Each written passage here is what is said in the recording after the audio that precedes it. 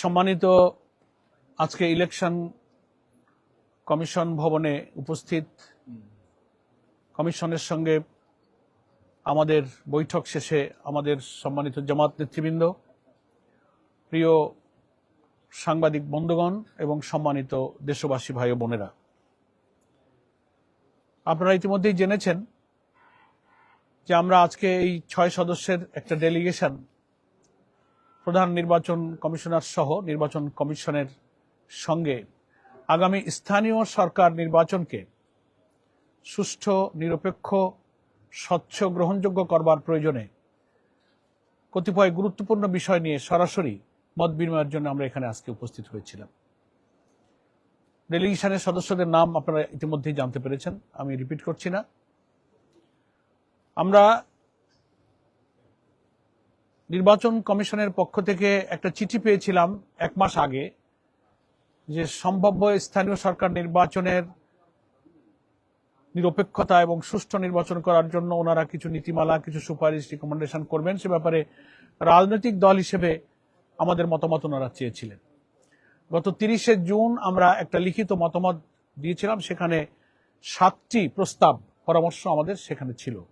আজকে প্রায় 1 মাস পর, আজকে 29শে জুলাই, আমরা সরাসরি এসেছি আরো 2টো নতুন প্রস্তাব নিয়ে। স্পেশালি একটা চিঠি আমরা চিফ ইলেকশন কমিশনারকে দিয়েছি, তার সঙ্গে আগের দিনের 7টি প্রস্তাব যুক্ত করে এই 9টি প্রস্তাবের উপরই আমাদের আজকে মোটামুটি আলোচনা হয়েছে।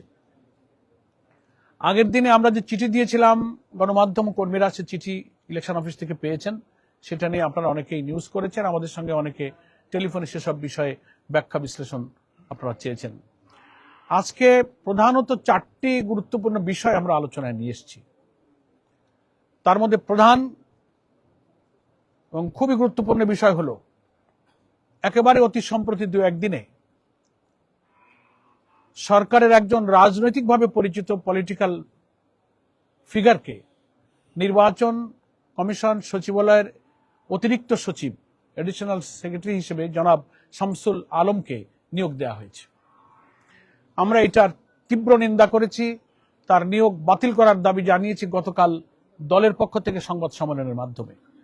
আজকের চিঠিতে যে 2টি গুরুত্বপূর্ণ বিষয়, তার এটা অন্যতম গুরুত্বপূর্ণ বিষয়।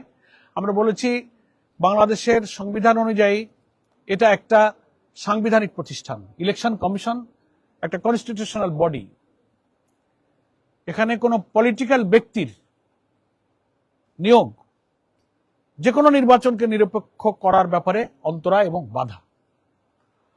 এবং জনাব শামসুল আলম সাহেব বিএনপির স্থায়ী কমিটির সদস্য, সিনিয়র নেতা, আমাদের রাজনৈতিক সহকর্মী এবং সিনিয়র নেতা জনাব নজরুল ইসলাম খানের নেতৃত্বে গঠিত বিএনপির নির্বাচনী আসন পুনর্বিন্যাস একটা কমিটি আছে, সেই কমিটির সদস্য হিসেবে তিনি দায়িত্ব পালন করেছেন।